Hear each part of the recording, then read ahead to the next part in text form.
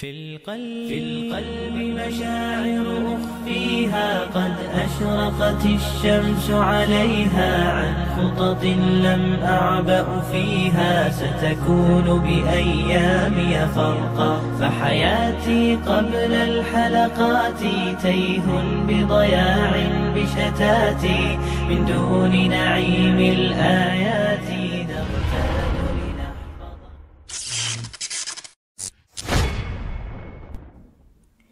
Sekarang Mimin ajak para pemirsa semua untuk membuka kitab tafsir, yaitu kitab Aisarut Tafasir karya Syekh Jabir Al-Jazairi, Surah Al-Fil dan Surah Al-Quraisy. Dikisahkan bahwa di zaman dulu muncul sebuah pepatah, jangan macam-macam dengan rumah tua, atau kamu akan bernasib sama dengan Abraha dan tentaranya bergajah. Kisah Abraha bukan sebuah dongeng seperti halnya Aladin dan lampu ajaibnya, namun sejarah yang benar-benar mencatat legenda ini dengan pena historis yang bisa dilacak kebenarannya. Bukti otentik tentang Abraha dan tentaranya bergajah adalah nama tahun yang dipakai oleh orang-orang Arab sebelum diutusnya Rasulullah sebagai nabi. Sebelum umat Islam mempunyai kalender Hijriah dan menetapkan hijrah Rasulullah ke Yasrib sebagai awal tahun Hijriah, hitungan tahun didasarkan kepada hitungan tahun gajah. Tentunya penamaan tahun ini bukan tidak ada sebab. Itulah tahun di mana Abraha dan tentaranya bergajah dihancurkan oleh Allah Subhanahu wa Ta'ala dengan pasukan burung yang melempari mereka dengan batu-batu yang sangat panas. Kisah ini dimulai dari kesombongan seorang Abraha. Dia adalah Raja Yaman sebelum Raja Habasyah, Raja Najasyi. Ketika ia menjabat sebagai seorang raja, ia termasuk pemimpin yang congkak dan sombong. Namun di sisi lain, dia fanatik kepada ajaran agama Nasrani. Suatu hari dia mendengar cerita tentang sebuah rumah tua di tengah padang pasir yang selalu ramai dikunjungi orang-orang ketika musim haji. Ingat baik-baik bagi Anda yang tidak paham sejarah, haji itu sudah ada sejak zaman Nabi Ibrahim alaihissalam. Jadi tidak usah bertanya kenapa di zaman sebelum Rasulullah diutus banyak orang haji ke Mekah. Rasulullah hanya menyempurnakan syariat haji, tetapi awal mula ibadah haji sudah ada sejak zaman Nabi Ibrahim alaihissalam. Abraha melihat bahwa Ka'bah mempunyai potensi ekonomi yang sangat hebat. Meskipun di tengah padang pasir, penduduk Mekah dikenal sebagai saudagar-saudagar kaya raya. Pemicu kekayaan itu tidak lain adalah perdagangan yang berpusat di dekat Ka'bah, terutama ketika musim haji tiba. Maka muncullah ide membangun sebuah gereja besar di dalam pikiran Abraha. Tujuan pembangunan gereja itu adalah untuk mengalihkan ekonomi dari Mekah ke Yaman.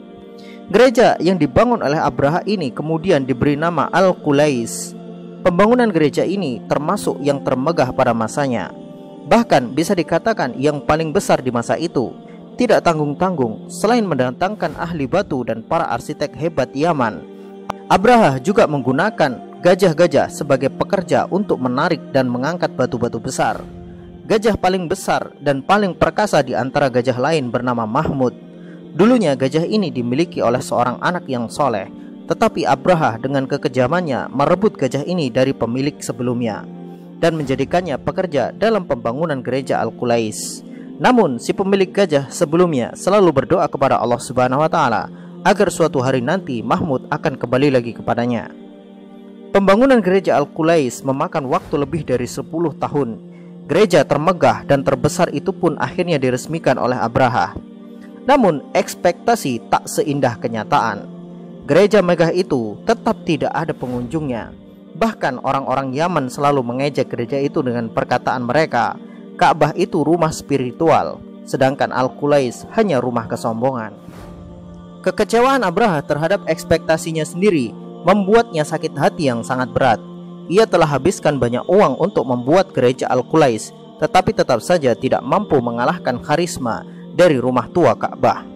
Sehingga suatu hari ada seorang Arab Badui buang kotoran di dalam gereja itu. Kemudian kotoran itu ia usap-usapkan di dalam temboknya yang megah. Mengetahui bangunan kebanggaannya dilecehkan, Abraha pun murka berat.